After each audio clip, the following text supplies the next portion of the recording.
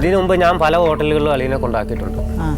ഒരിടത്ത് ഞാൻ ഹോട്ടലിൽ കൊണ്ടാക്കിയിട്ട് തിരിച്ചു വന്നപ്പോൾ അളിയും പുളിഞ്ചോട്ടി കിടന്ന് ഉറങ്ങുക. ഹോട്ടലുകാരെന്നെ വിളിച്ചു ചോദിച്ചാൽ എന്നെ പരിപാടി എന്ന്. കാരണം പുള്ളി അവിടെ എത്തിയിട്ടില്ല. പണിക്ക് പോയിരുന്നത് എനിക്ക് നോക്കണം, എൻ്റെ വീട്ടിലെ കാര്യം നോക്കണം, ഇവരുടെ പിള്ളേരെ നോക്കണം, രണ്ടുപേർക്ക് പണിയെടുക്കാൻ പറ്റുന്ന ഒരു ആണിനെ നോക്കണം, പെങ്ങളെ നോക്കണം, വാടക കൊടുക്കണം. എന്താ കാരണം ഇങ്ങനെ ഇരിക്കാൻ? പുള്ളി പണിക്ക് പോകാത്ത എന്താന്നുള്ള പുള്ളിക്ക് എന്താണ്. പക്ഷെ എങ്കിൽ പോലും പറയുന്നത് ശരിയാണോ?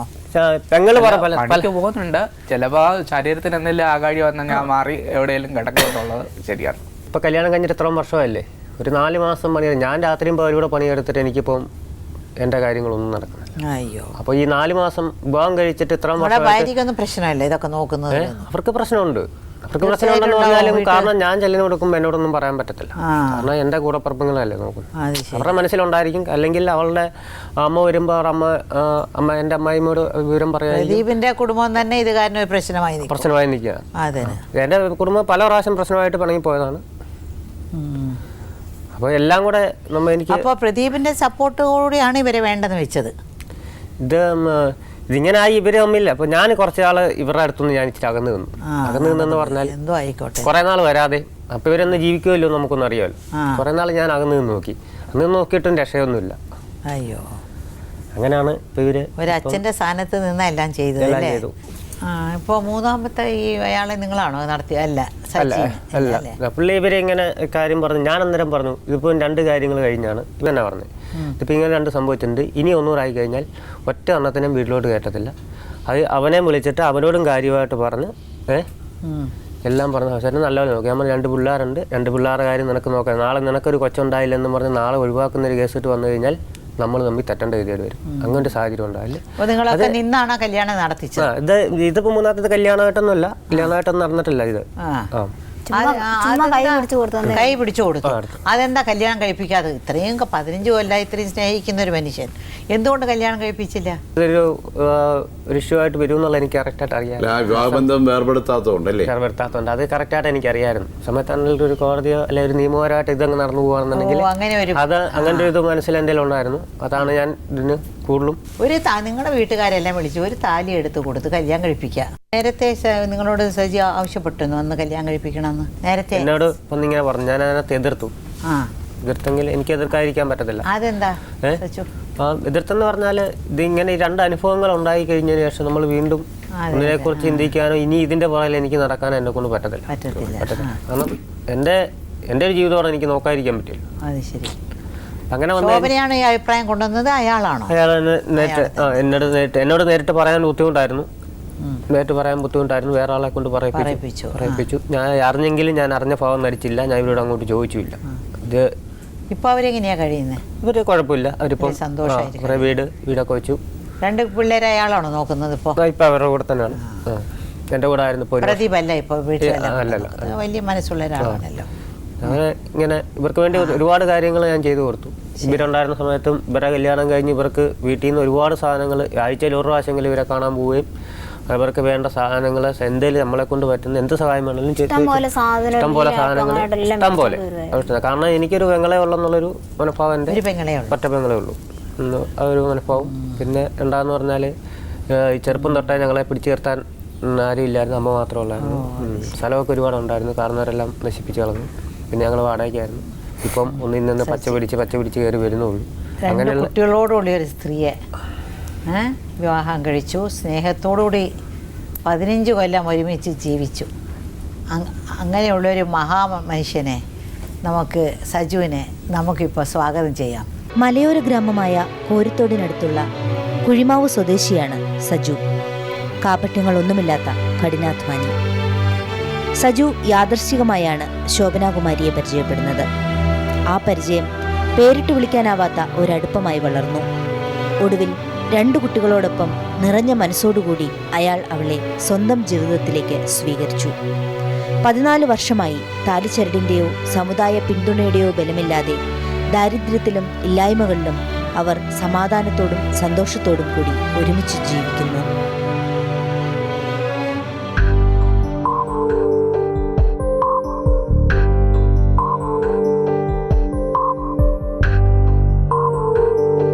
എന്തൊക്കെയുണ്ട് സജു? സുഖമാണോ? സജു വലിയൊരു കാര്യമാണ് ചെയ്തിരിക്കുന്നത്. അത് സാധാരണ ഒരു പുരുഷന്മാർ ചെയ്യാൻ മനസ്സ് വരുന്നൊരു കാര്യമല്ല. ഈ ഇങ്ങനെ ഒരു ത്യാഗമാണോ വലിയൊരു മനസ്ഥിതിയാണോ അങ്ങനെ ഒരു കാര്യത്തിന് പ്രേരിപ്പിച്ചത്? അതെങ്ങനെയാണ്? ശോഭനയോടുകൂടെ സ്നേഹമാണോ? ആദ്യം മുതലേ സ്നേഹിച്ചിരുന്നു? ഇങ്ങനെ സ്നേഹമായിരുന്നു. പിന്നെ ഇതിൻ്റെ കഷ്ടപ്പാടും ജീവിതം എല്ലാം കണ്ടപ്പോൾ ഒരു ഭയങ്കര ബുദ്ധിമുട്ട്. കാരണം ഞാനും എൻ്റെ അമ്മ അങ്ങനെ ഒരു ജീവിച്ച സ്ത്രീയാണ്. അപ്പോൾ ആ ഒരു അനുഭവം ഈ കുട്ടിയെ കൊണ്ടായിരിക്കാൻ വേണ്ടി ഞാൻ പറഞ്ഞു എനിക്കിഷ്ടമാണ്, ഞാൻ എൻ്റെ മരണം വരെ നോക്കിയോളാം എന്ന് പറഞ്ഞു. അപ്പോൾ ഞാൻ പറഞ്ഞു ചിലപ്പം ഒരു നേരം കഞ്ഞി ഉണ്ടെങ്കിൽ ഉണ്ട്, ഇല്ലെങ്കിൽ ഇല്ല, പട്ടിണിയാണ് പട്ടിണി കിടക്കാം. പറഞ്ഞു എനിക്ക് ജീവിതം വേണമെന്ന് പറഞ്ഞ് ജീവിക്കുന്നു.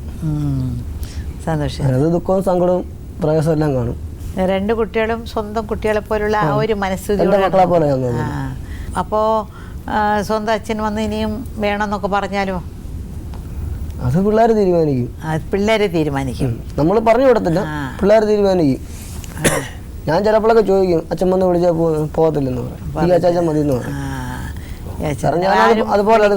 വിളിക്കുന്ന അച്ഛന്മാരല്ല. അപ്പോൾ കേട്ടിടത്തോളം ആരും വന്ന് അല്ല അതും അറിയാം, ഞാൻ വളർത്തച്ഛനാണെന്നറിയാം. അത് ശരി. സജുവിന് എത്ര വയസ്സായി? എനിക്ക് 35.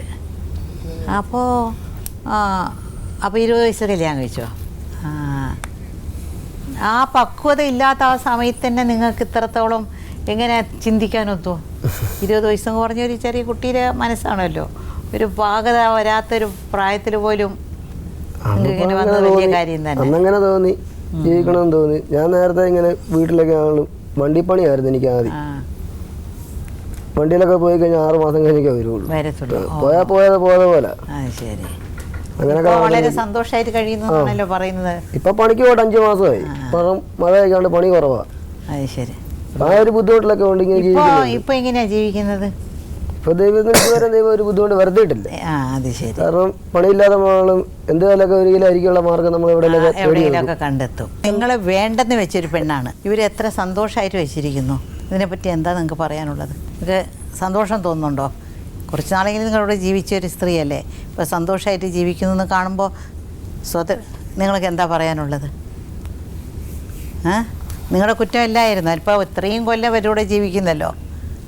നിങ്ങളുടെ കൂടെ എത്ര കൊല്ലം ജീവിച്ചു? എൻ്റെ കൂടെ 8 വർഷം. 8 വർഷം ജീവിച്ചു. ഒരു കുട്ടിയും അവരെ കൊച്ചുണ്ടായിട്ടും തള്ളി പറയുന്നല്ലോ. 8 മാസത്തിൽ പ്രസവിച്ചു എന്ന് പറഞ്ഞിട്ട് ഒരു സ്ത്രീയുടെ കൊച്ച് നിങ്ങളുടെ കൊച്ചല്ലെന്ന് പറയുന്നതിൽ എന്താ അർത്ഥമുള്ളത്? ഇന്ന് വരെ ഇതിനെപ്പറ്റി ഇങ്ങനെ ഒരു വർത്തമാനവും എല്ലാം ഇത്രത്തോളം ചെറിയ പയ്യനെല്ലാം സഹിച്ച് എത്ര നന്നായി ആ കുടുംബം നോക്കി പോകുന്നു. അപ്പോൾ തെറ്റൊക്കെ നിങ്ങളുടെ സൈഡല്ലേ. പക്ഷേ എല്ലാവരും എന്ത് പറയും? പെണ്ണുങ്ങളാണ് തെറ്റുകാർ, പെണ്ണുങ്ങളാണ് ഇവിടെ ഒരു കല്യാണം കഴിച്ചു, 2 കല്യാണം കഴിച്ചു, പിന്നെ ഒരു കല്യാണം കഴിച്ചു. കാരണം എന്താ? നിങ്ങളെപ്പോലുള്ള ആണുങ്ങളല്ലേ.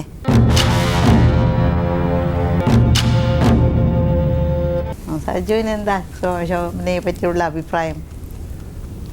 എന്താ നല്ല അഭിപ്രായം? എന്താ അഭിപ്രായം പറയാനേ? എനിക്ക് എന്താ പറയാനുള്ളത്?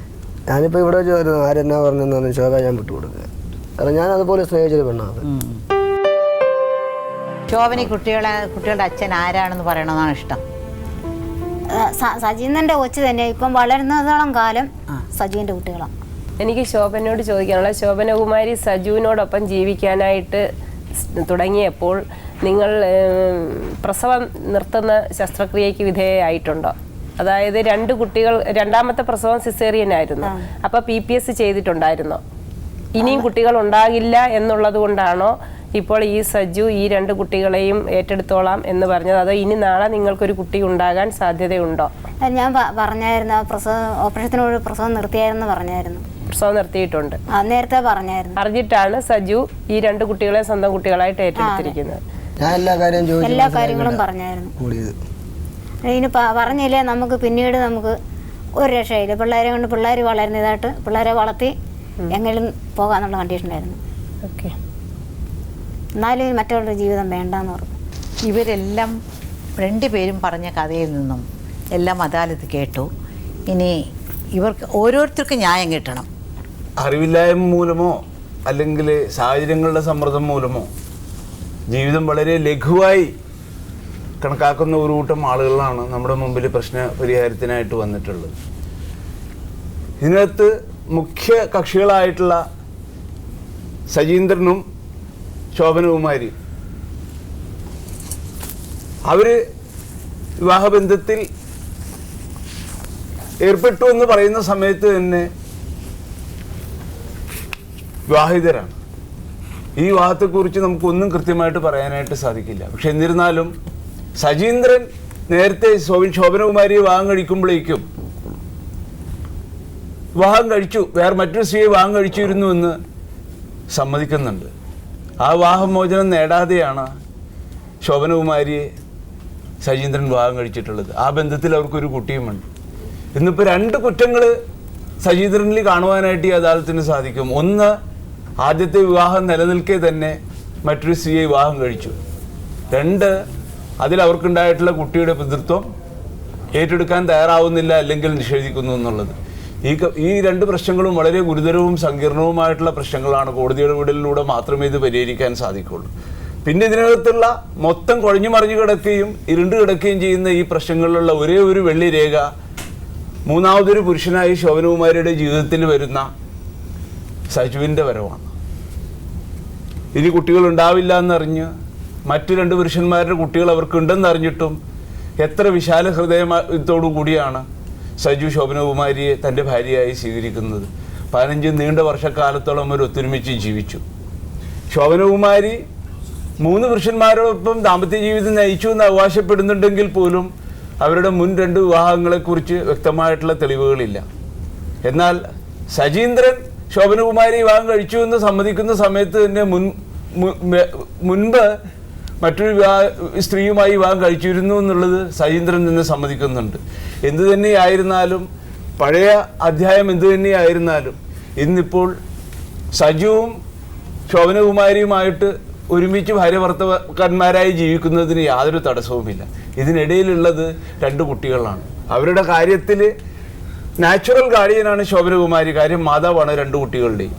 അപ്പോൾ അവരെ സംബന്ധിച്ചിടത്തോളം കുട്ടികളുമായിട്ടുള്ള ബന്ധം സ്ഥാപിക്കാനായിട്ട് മറ്റൊരു ഒരു നിയമത്തിൻ്റെ ഇടപെടൽ ആവശ്യമില്ല.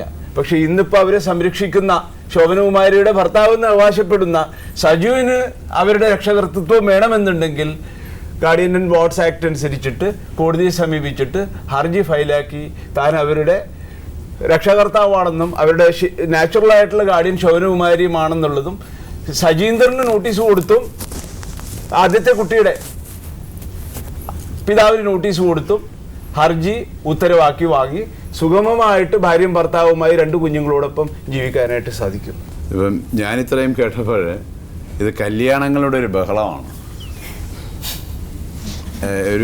ഇങ്ങനെ പറയാറുണ്ട്, insanity is doing the same thing in the same manor again and again expecting A different outcome. നിങ്ങൾക്ക് അതാണ് ഇപ്പോൾ സംഭവിച്ചിരിക്കുന്നത്. വീണ്ടും വീണ്ടും ഇതുതന്നെ ചെയ്തുകൊണ്ടിരിക്കുകയാണ്. പ്രതീക്ഷിക്കുന്നത് മറ്റൊരു ഫലമാണ്, അതുണ്ടാവുകയില്ല. ഇതേ രീതിയിലുള്ള ജീവിതം മുന്നോട്ട് കൊണ്ടുപോയി കഴിഞ്ഞാൽ നിങ്ങൾക്ക് മറ്റൊരു ഫലം ഉണ്ടാകില്ല. ഇതുതന്നെ ദുരിതത്തിലേക്ക് കുഴപ്പങ്ങളിലേക്കും വീണ്ടും വീണ്ടും പോകും. എനിക്ക് സജീന്ദ്രനോട് പറയാനുള്ളത്, നിങ്ങൾ വീണ്ടും ഒരു വിവാഹത്തെക്കുറിച്ച് ആലോചിക്കുകയാണ്. നിങ്ങൾ നിൽക്കുന്ന തറ തന്നെ ശരിയല്ല. നിങ്ങൾ അത്തരം വിവാഹബന്ധത്തിലേക്ക് പോയി കഴിഞ്ഞാൽ മറ്റൊരു സ്ത്രീയുടെ ജീവിതം കൂടെ നിങ്ങൾ ദുരിതത്തിലാക്കും.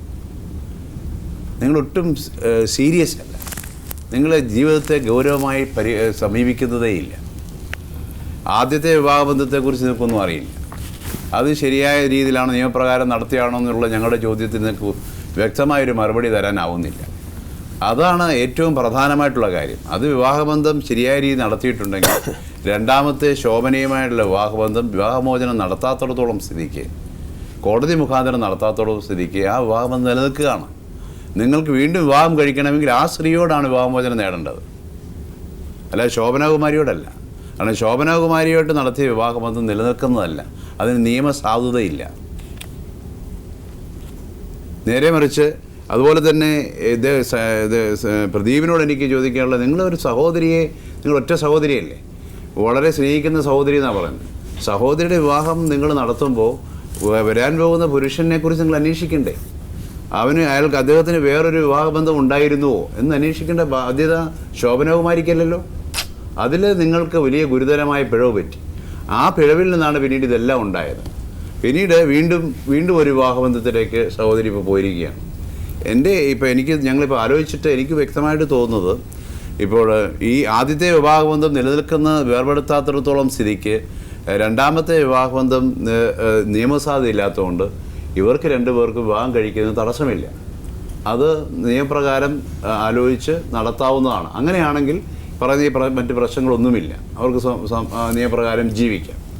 നേരെ മറിച്ച് ഇദ്ദേഹം ഇത് പറയുന്നത് ശരിയല്ല, അതൊരു വിവാഹബന്ധമേ അല്ലായിരുന്നുവെങ്കിൽ ഈ പറഞ്ഞ ബുദ്ധിമുട്ടുണ്ട്. ഇനിയും സുരേഷുമായിട്ടുള്ളൊരു ബന്ധത്തെക്കുറിച്ച് പറഞ്ഞല്ലോ, ആ സുരേഷുമായിട്ടുള്ള ബന്ധം എത്തരത്തിലുള്ള വിവാഹബന്ധമായിരുന്നു? അത് ശോഭനാകുമാരി വന്നൊരു പ്രണയവിവാഹമായിരുന്നു, അതിന് യാതൊരു രേഖയുമില്ലായിരുന്നു അവർ. അതും ഒരു വിവാഹബന്ധമായിരുന്നില്ലേ? അത് ആര് നടത്തി? കുടുംബപ്രകാരം നിയമപ്രകാരം നടത്തിയതാണോ? ഇവര് സ്നേഹത്തിലായിരുന്നു. അത് നിങ്ങളാണോ നടത്തി കൊടുത്തത്? അതും ആ വിവാഹബന്ധവും വേർപെടുത്താതെയാണ് രണ്ടാമത് ഇദ്ദേഹത്തെ രണ്ടുപേരും അങ്ങനെയാണ് വിവാഹം കഴിച്ചത്. അപ്പോൾ ഈ പറയുന്നതിലൊന്നും ഒരു അടിസ്ഥാനമില്ല, അതിനകത്തൊന്നും ഒരു ധാർമ്മികതയില്ല. നിങ്ങളെല്ലാവരും ഞങ്ങളുടെ മുമ്പാകെ തെറ്റുകാരാണ്. ഇനി ഇത് പരിഹരിക്കാനുള്ള മാർഗമാണ്. ഇപ്പോൾ അദ്ദേഹം 2 കുട്ടികളെ ഏറ്റെടുത്തിരിക്കുകയാണ്, വളർത്താമെന്ന് സമ്മതിക്കുകയാണ്. ഇവിടെ ഈ ജനങ്ങളുടെ മുമ്പാകെ മുഴുവൻ പറഞ്ഞിരിക്കുന്നു, എൻ്റെ മരണം വരെ 2 കുട്ടികളെ സംരക്ഷിക്കാമെന്നുണ്ട്. അവർ സൂര്യമായിട്ട് ജീവിക്കട്ടെ, മറ്റു പ്രശ്നങ്ങളില്ലല്ലോ. ഇദ്ദേഹത്തിന് വിവാഹമോചനം വേണ്ടത് അദ്ദേഹത്തിൻ്റെ ആദ്യ ഭാര്യയിൽ നിന്നാണ്. അവർ വേറെ വിവാഹം കഴിച്ചു പോയി അല്ലേ? പക്ഷേ ആ വിവാഹബന്ധവും വേർപെടുത്താതെ ആയിരിക്കും നടത്തിയിരിക്കുന്നത് ആണല്ലോ. ഈ സമുദായ പ്രകാരം നടത്തിയിരിക്കുന്നതിന് നിയമസാധുതയില്ല എന്ന് മനസ്സിലാക്കുക. നിങ്ങൾ പിന്നെ കുട്ടികളുടെ പാറ്റേണിറ്റി, അതിൻ്റെ പ്രതിത്വം നിങ്ങൾ നിശ്ചയിച്ചിരിക്കുകയാണ്. അത് വളരെ ഇത്രയധികം ക്രൂരത ശോഭനാകുമാരിയോട് ചെയ്തിട്ട് മറ്റൊരു ക്രൂരതയും കൂടി ഇവിടെ വന്നിട്ട് നിങ്ങൾ പറയുകയാണ് ചെയ്തത്. എത്ര ഭീകരമായ ഒരു ദുരന്തമാണ് ആ സ്ത്രീയുടെ ജീവിതത്തിൽ ഉണ്ടായിരിക്കുന്നത്, നിങ്ങൾ ആലോചിച്ചോ? അത് എന്നോട് തന്നെ ഇങ്ങോട്ട് പറഞ്ഞതാണ്, ഇത് ഞങ്ങളുടെ കുട്ടിയല്ലെന്നും പറഞ്ഞ എൻ്റെ അടുക്കെ ഒന്ന് വിളിച്ചോണ്ട് പോയത്. നിങ്ങളുടെ കുട്ടിയല്ലാന്ന് ശോഭനാകുമാരി പറഞ്ഞു? അങ്ങനെ നിങ്ങൾ ഇതുവരെ പറഞ്ഞില്ലല്ലോ, ഇപ്പോൾ ആദ്യമാണ് പറയുന്നത്. അതെ, എൻ്റെ അന്ന് MC മത്തായി എന്ന് പറഞ്ഞ ആളിനോടാണ് പറഞ്ഞു വിട്ടത്. സജീന്ദ്ര, നിങ്ങളുടെ ജീവിതം നിങ്ങൾ പന്താടി, പക്ഷെ അതുപോലെ മറ്റൊരു ആളുടെ ജീവിതം കൂടെ ചെയ്യണമോ? നിങ്ങളുടെ കുട്ടിയല്ല എന്ന് പറയുന്നത് ആ സ്ത്രീയിലുണ്ടാക്കുന്നതായ ഇമ്പാക്റ്റ്, അതിൻ്റെ ആ ആഘാതം എത്രത്തോളം ഗുരുതരമാണെന്നറിയാമോ? വെറുതെ പറയാവുന്നതാണോ എൻ്റെ കുട്ടിയല്ല എന്ന് പറയുന്നത്? അത് എനിക്ക് തോന്നുന്നത്, ഞങ്ങൾക്ക് തോന്നുന്നത്, കുട്ടിയുടെ കുട്ടികളെ സംരക്ഷിക്കുന്ന ബാധ്യതയിൽ നിന്ന് ഒളിച്ചോടാനുള്ള മാർഗമാണത്. അല്ലല്ല, നിങ്ങൾ എവിടെ പോയാലും നിങ്ങളുടെ കുട്ടികൾ തന്നെയാണ്. ഇപ്പോൾ ഒരു മഹാമനസ്കയോടെ ഒരു പുരുഷൻ വന്ന് അവരെ ഏറ്റെടുത്തിരിക്കുന്നു, നിങ്ങൾ അവരുടെ കാര്യം അന്വേഷിക്കേണ്ടെന്ന് അവർ ആവശ്യപ്പെടുന്നില്ല. കുട്ടികൾക്കും നിങ്ങളിൽ നിന്ന് അത് ആവശ്യപ്പെടുന്നില്ല. അവർ സ്വൈര്യമായിട്ട് ജീവിക്കട്ടെ, അതാണ് നിങ്ങൾ ചെയ്യേണ്ടത്. അപ്പോൾ നിയമപ്രകാരം നിങ്ങൾക്ക് ചെയ്യാവുന്ന ഒരു മാർഗം, നിങ്ങൾ ആദ്യത്തെ ഭാര്യയിൽ നിന്ന് വിവാഹമോചനം നിയമപ്രകാരം നേടിയതിന് ശേഷം വിവാഹത്തെക്കുറിച്ച് ആലോചിക്കാം. അതല്ല ചെയ്തു കഴിഞ്ഞാൽ അത് ബൈഗമിയാണ്, ക്രിമിനൽ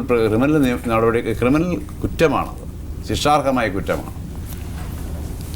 ജീവിതത്തെ ഗൗരവമായി സമീപിക്കാത്ത പുരുഷന്മാർക്കുണ്ടാകുന്ന ഏറ്റവും വലിയ കുഴപ്പമാണ്. ഞങ്ങൾ വ്യക്തിപരമായി പറയുകയാണെങ്കിൽ നിങ്ങളെ വളരെ ശക്തിയായി ശാസിക്കുകയാണ്. ഈ ജീവിതം ഇനി മുന്നോട്ട് കൊണ്ടുപോകരുത്. കുറെ കൂടെ ധാർമ്മികമായും നിയമപ്രകാരം ജീവിക്കുന്നതിന് ശ്രമിക്കണം.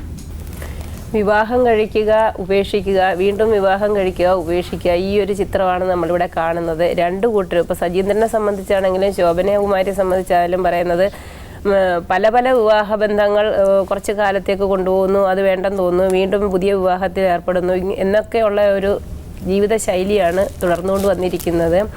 പിന്നെ ഇപ്പം 3ാമത് വന്നിരിക്കുന്ന സജു എന്ന് പറയുന്ന വ്യക്തി പൂർണ്ണ മനസ്സോടുകൂടി ഈ 2 കുട്ടികളെയും സ്വന്തം മക്കളെ പോലെ ഏറ്റെടുത്ത് ശോഭനാകുമാരിയെ ജീവിതകാലം മുഴുവൻ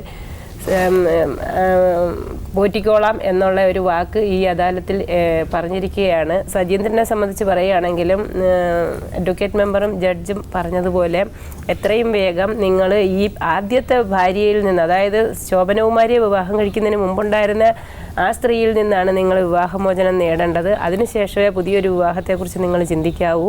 പിന്നെ ശോഭനാകുമാരിക്കും സജുവിനും തുടർന്ന് ഒരു നിയമസാധുതയോടുകൂടി മുന്നോട്ട് പോകാവുന്ന രീതിയിൽ എല്ലാ സഹായങ്ങളും ലീഗൽ സർവീസസ് അതോറിറ്റിയിൽ നിന്ന് ലഭിക്കുന്നതാണ്. ആ രീതിയിൽ ഒരു സഹായം നിങ്ങൾ തേടി ഒരു നല്ല വിവാഹ ജീവിതം മുന്നോട്ട് കൊണ്ടുപോവുക, ആ കുട്ടികളെ നല്ല രീതിയിൽ സംരക്ഷിച്ച് കൊണ്ടുപോവുക. ജീവിതം എങ്ങനെയായിരിക്കണമെന്ന് നമ്മുടെ മുന്നിൽ കാണിച്ചു തന്ന സജുവിന് ഒരുപാട് അഭിനന്ദനങ്ങളുണ്ട്. പിന്നെ ജീവിതം എങ്ങനെ ആയിരിക്കാൻ പാടില്ല എന്ന് കാണിച്ചു തന്ന സജീന്ദ്രനെ നിങ്ങൾ കണ്ടല്ലോ. അദാലത്തിൻ്റെ അഭിപ്രായം നിങ്ങൾ കേട്ടു. ഇനി വേറൊരു കഥയുമായി അടുത്ത എപ്പിസോഡിൽ. നന്ദി, നമസ്കാരം.